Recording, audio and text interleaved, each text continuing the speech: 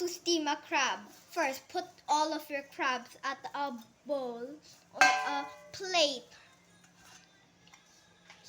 This is Sarah cooking.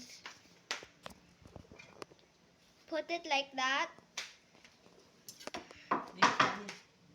Put the bowl in that and wait for your crabs. Chop some gingers first.